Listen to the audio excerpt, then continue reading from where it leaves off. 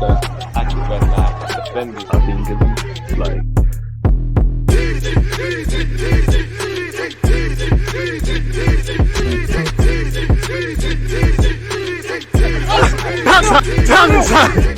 the way we're winning games is papering over cracks, and the way we're winning is not sustainable. Big up you lot for being tuned in. Don't shoot the messenger or shoot down the message. Just hear me out. Don't get it twisted.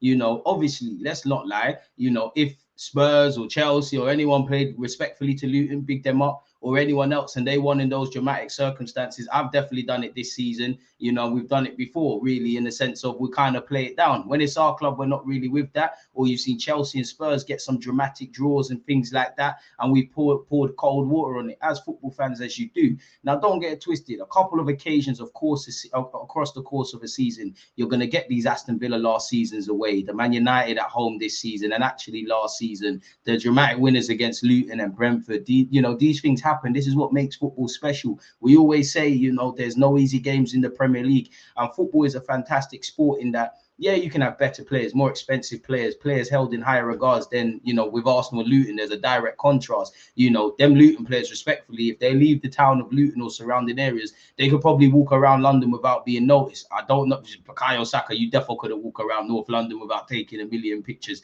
And, you know, 999 would be with the guy myself.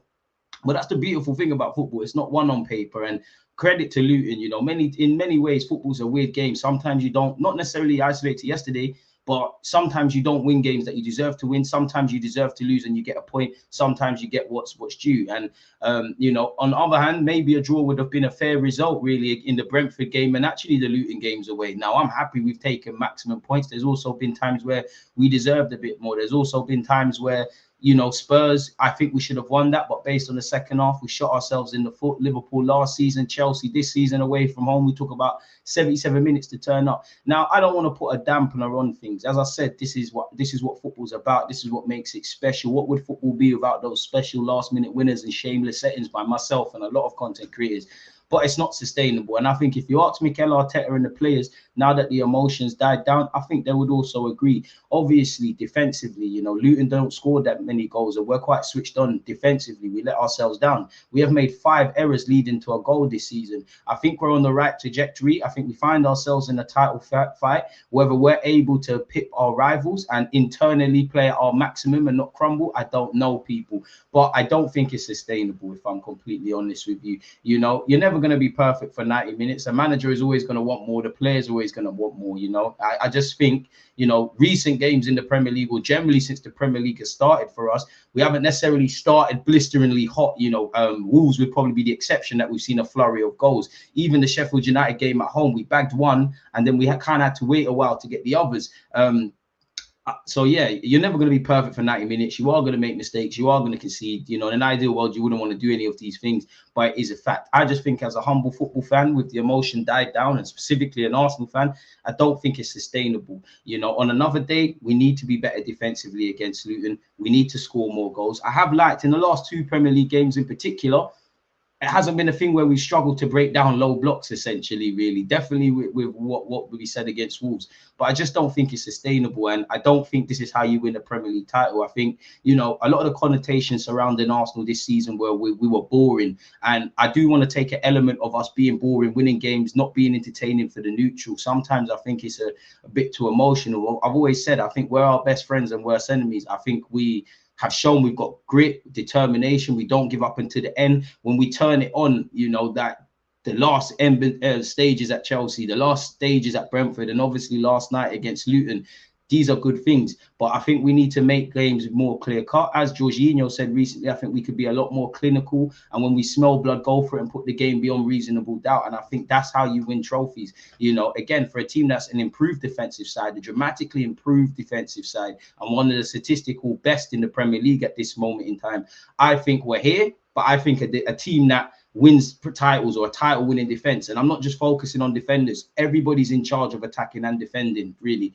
I think we're here. We need to go up there. You know, I know we're scoring a lot of goals. We've got 80 on last season. We've got 20 plus and counting, and we're sharing out the goals. And, you know, we've seen a lot of substitutes come on and score. I like all of that. But I also think that, you know, we need Martinelli and Jesus to start scoring some more. This is why I'm happy they scored against Luton, because Martinelli's been playing good. It's not always about goals and assists. Sometimes it's about your performance. But we need goals. Goals win games, and he's good enough to get double figures. Declan Rice is good enough to get 10 in all comps. Jesus, I don't know why you don't do it, but you're a bad boy footballer. You have the capacity to get 20 league goals minimum. Saka, keep doing what you're doing in that regards, really. Whether he's playing good or amazing, he's scoring, he's assisting, he's being decisive. And we all know Saka was a good player when he broke in. We all know he's a good player, but his potential is limitless. That's not me saying he's going to be the best bad ever, but keep doing what you're doing, and he's doing a lot better than some of these star boys that cost a lot of money and are more aesthetically pleasing.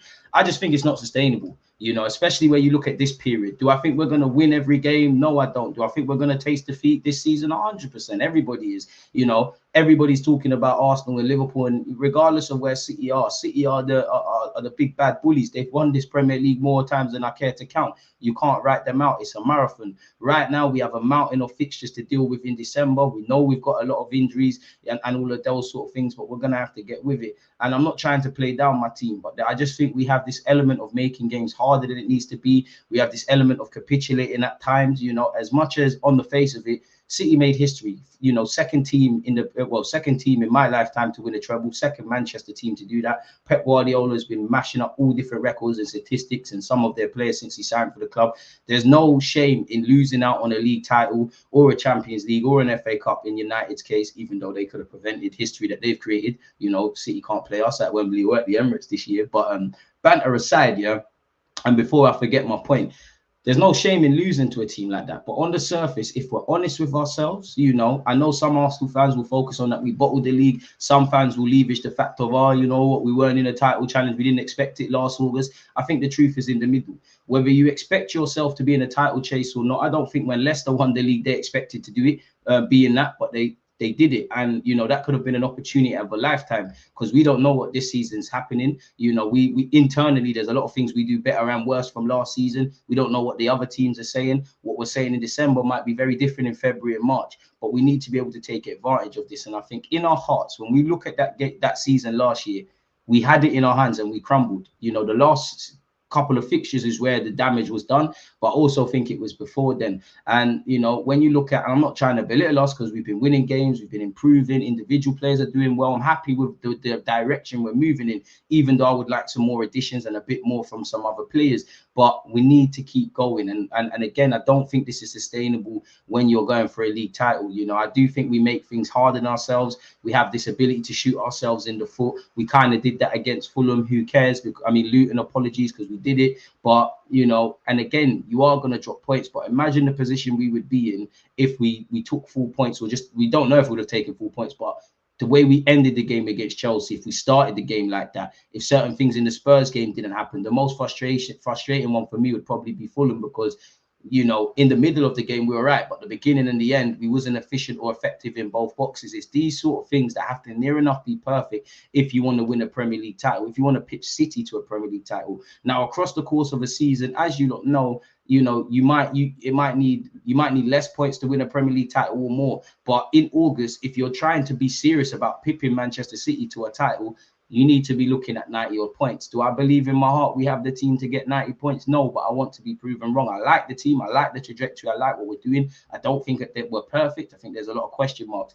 But these are the sort of things. We can't be happy with how we beat Luton. Of course, we're happy we got 3 points, as I said. But when the dust settles, we need to defend a lot better. We need to kill teams a lot better. We need to play a lot cleaner. That goes for at the Emirates and at home. We can't continue to be entertaining for the neutrals. As I said, these sort of things they happen across the course of a season. As you lot know, you sign up for a couple of games like this. City have a couple of games like that whenever they've won a league title, and so on and so forth. The Invincible had some as well. You know, how many games did we snatch where it looked like we was going to lose and we got draws? You know, it looks like a draw and we're going to win. You know, I'm not belittling this. These things happen, but I just think it's unsustainable. It isn't going to continue like this. You know, you've got the Brentford one now, you've got the Luton one. You snatch something from Spurs. Not Spurs, sorry. He snatched it from Luton. You know, did this in August against Manchester United with Declan Rice. Of course, I love it. As I said, I like the fact that we don't give up until the final whistle. I think there's good elements that can be carried over, and we're developing into a team that can win league titles.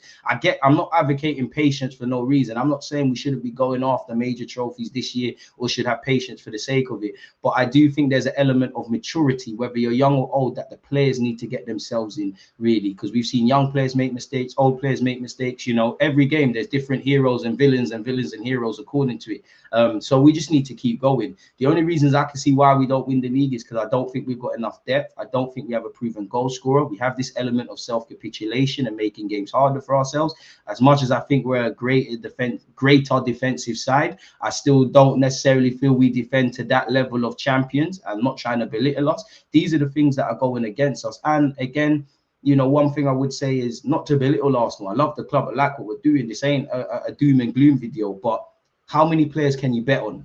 There's 38 games. How many games could you bet on that you're going to see 20 to 25 good games from those players? And I like these players. You know, there's very few players, if anything, in this Arsenal team I don't believe in. I don't believe in Cedric. If he played for Arsenal, you get game time, you get my support. Lokonga's irrelevant. I don't really believe in Lokonga. I don't believe in Lokonga.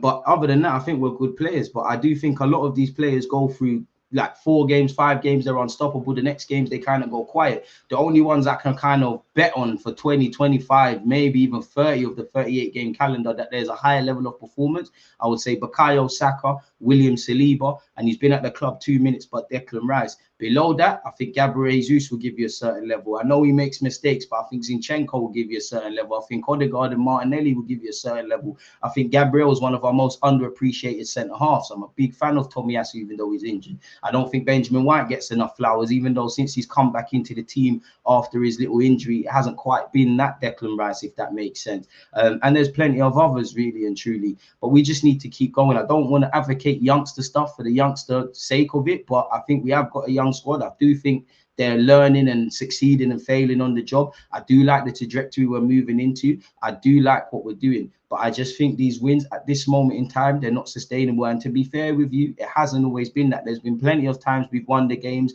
or we've done the damage, and then not that I care, because 3 points is 3 points, but it's kind of been boring, and we've had some other talking points. So I like the fact of, at this point on the 6th of December at 2:28 p.m. in that, you know, we're happy about our club, we're liking what we're going, and I think, you know, as much as I mentioned happiness, I think some Arsenal fans expect us to go up the gears, rightly so. I wouldn't say, you know, we're happy with everything everybody's doing and the changes and whatnot. So I think that's a positive to the higher standards. I also feel goalie is an intriguing area. Obviously, the jury's still out on Raya. You know, the jury's still out on Kai Havertz, but the talking points within the last 4 games about Kai Havertz's fortunes has kind of changed.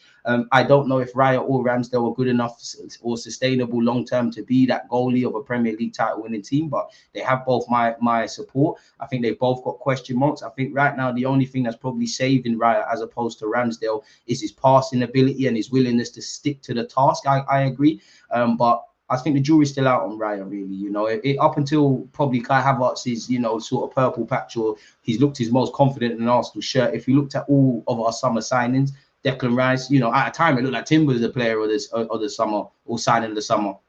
And I know he's been injured, but Timber, fucking good footballer, pardon my language. Declan Rice, fucking good footballer. You know, Raya, we saw why he was kind of being brought in. You know, people had question marks over Ramsdale. You're one of the best keepers in the Premier League. You displayed it at Brentford. And obviously, Kai Havertz, the jury was kind of out, really and truly. No one but Mikel Arteta would have signed him for this football club. And again, the jury's still out. But right now, Timber and Rice, I think everybody's happy with them. I think even if you're not 100% convinced with Kai Havertz, which I still ain't, you know, he's moving in the right direction, and long may it continue.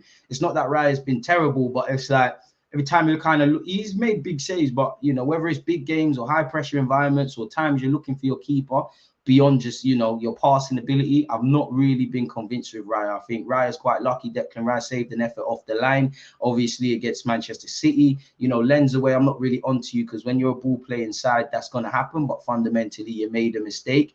Obviously, the Mudryk thing, I don't know what he saw. And at least for 2 of the goals, I don't think Raya is alone. You know, I don't think Odegaard, Saliba, Gabriel, Odegaard, Havertz or Benjamin White defended well enough for that Barkley goal. But you know, he jumped out, he essentially dived over the ball. I think the big one is the corner, which again he's not alone in, but if you come out, you have to go and get that. So I'm not really convinced with him. And obviously Ramsdale has almost identical question marks. I like them. I think they're both two good goalies, and I don't think we'll move for another goalie. But let's just assume, similar to what Liverpool did when they brought in Alisson, if somebody of that level, or someone that could be a talismanic figure in goal for us, and someone that is levels above and a curtain raiser in their own way became available.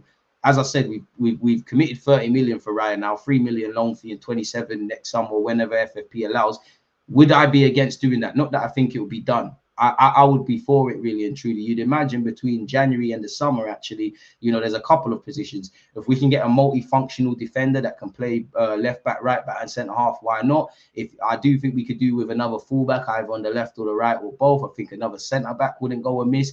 Obviously, this Raya Ramsdale stuff can't continue, so you're probably going to need to sell what is going to be Ramsdale and bring in a number 2 that can push Raya, but also somewhat, quote unquote, of accepting of being the number 2.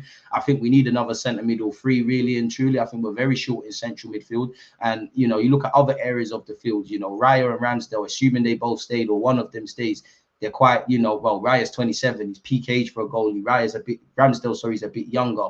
Tomiyasu, don't look it, but he's 25. Timber's in his early 20s. Saliba, Gabriel, Benjamin White, Kyrgios, Zinchenko, they're all either early to mid-20s. The same is said up front. Of course, I want upgrades on Nketiah and Nelson, or as a wide man, as a striker, but they're in a good age of their 20s. Saka the same, Martinelli the same. Trossard's an exception to the rule, of course.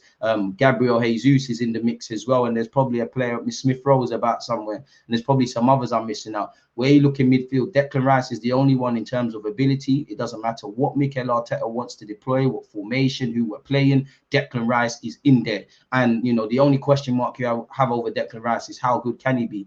I think he can develop into a 10-goal a season centre mid. He's got, I believe, 3 now. Keep it moving, really. And he's been ruled out of having a number of assists. And he's taking that Declan Rice number 6 and kind of showing a bit more in the final third. But after that, we know Partey's a quality player. You can never have full confidence that Partey is going to be fit for a whole season, even though last season, I think he made 40 appearances, 33 in the league. Jorginho and El Nene are decent squad players, but in terms of longevity and betting on them past an extended period of time, there's question marks. I'm a big fan of Fabio Vieira, but you don't show that greater level of consistency. Kai Havertz, you're starting to look comfortable, get your feet under the door at the Emirates and making the difference whether you come off the bench or start games, really and truly. But I don't know if that's going to continue, really and truly. I think the midfield needs to be addressed. I think there's a lot of question marks, but we're going left and right with this, man. My main point of this video was I love the wins. You know, I love the wins. I love to win. I don't really care how we do it. If we could do it where we score 1 million goals, the other team doesn't get past it, doesn't get out their own half, great. But that's not the Premier League,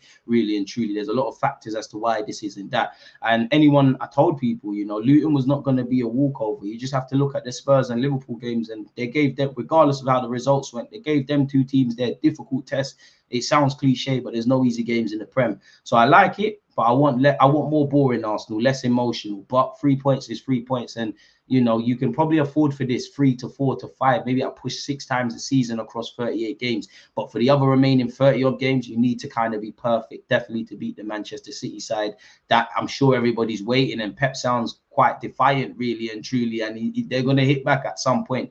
So we need to keep taking advantage, keep ticking over. As I said, you can never be perfect, but one does wonder where would we be had we have taken 4 points against Spurs, where, you know, we was in a winning position. You know, Fulham at a point we was winning the game. Spurs, we shot ourselves in the foot, but you get the point. Chelsea, had we turned up from minute 0 and not waited 77 minutes to run away with it with Declan Rice and Trossard, where would we have been? So there's a lot of question marks, man. There's a lot of reasons to be positive as to why Arsenal could mount a league challenge. I don't think we'll do it. Of course, I want to be wrong. I just don't think we have enough. But I'm keen to be proven wrong, and I like the way we're going.